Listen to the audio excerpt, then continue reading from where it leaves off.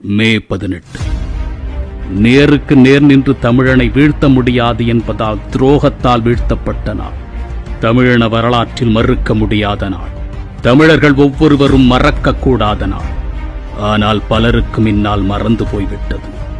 சிலருக்கோ ஆண்டுக்கு ஒரு முறை நினைவு கூறும் சடங்காகிவிட்டது. சிலருக்கு உண்டு கொழிக்க சரியான களமாகிவிட்டது. பேசத் தெரிந்த சிலருக்கு செல்வம் கொழிக்கும் வரமாகிவிட்டது. ஆனால் எதுவுமே என் பேரினத்தின் வளர்ச்சிக்கு முன்னேற்றத்திற்கு தீர்வாகவில்லை. உளச்சான்றோடு கூறுங்கள், நம் வீட்டில் 15 வயதிற்கு மேற்பட்ட பிள்ளைகளில் எத்தனை பேருக்கு மே 18 என்றால் என்னவென்று தெரியும்?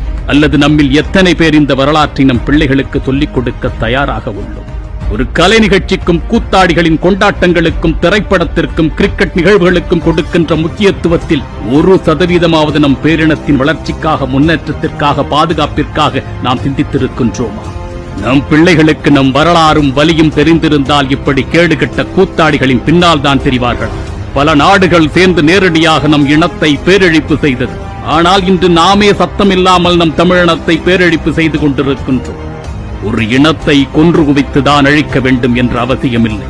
ஒரு இனத்தின் பண்பாட்டில், வரலாற்றில், வாழ்வியலில் இருந்து அவர்களை அந்நியப்படுத்துவதன் மூலமாகவும் ஒரு இனத்தை முற்றிலுமாக அழித்தொழிக்க முடியும். நம் பிள்ளைகளுக்கு நம் வரலாறு தெரியாது, நம் பண்பாடு, கலாச்சாரம், வாழ்வியல் தெரியாது, நம் தமிழின் அருமை தெரியாது, தமிழில் பலருக்கு எழுத தெரியாது, பிற மொழி கலவாமல் பேச தெரியாது. இது இன்னும் இப்படியே 20-30 ஆண்டுகள் போனால் தமிழ் என்றால் நம் தலைமுறைக்கு என்னவென்றே தெரியாது. இதுதான் உண்மையான தமிழின அழிப்பு. விளிம்பில் நின்று கொண்டிருக்கின்றோம்.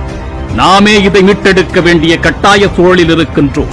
உலகளாவிய தமிழர்களின் ஒன்றிணைந்த சிந்தனையால் மட்டுமே இது சாத்தியமாகும். இந்த உலகம் தமிழனின் அறிவை, ஆற்றலை, திட்டமிடுதலை கண்டிருக்கின்றது. வீரத்தை கண்டிருக்கின்றது. உலகம் வியக்கும் கண்ணியத்தை கண்டிருக்கின்றது. ஆனால் இந்த உலகம் தமிழர்களின் ஒற்றுமையை இதுவரை கண்டதில்லை. என் அன்பு தமிழ்ச் சொந்தங்களே, வாருங்கள், உலகத் தமிழர்களின் ஒருமித்த சிந்தனையோடு அறத்தமிழன் சமூகமாக ஒன்றிணைவோம். அறத்தமிழன் பேரியக்கத்திற்கு நீங்கள் வாக்களிக்க வேண்டாம். அறத்தமிழன் பேரியக்கத்திற்காக நீங்கள் கொடிபிடிக்க வேண்டாம்.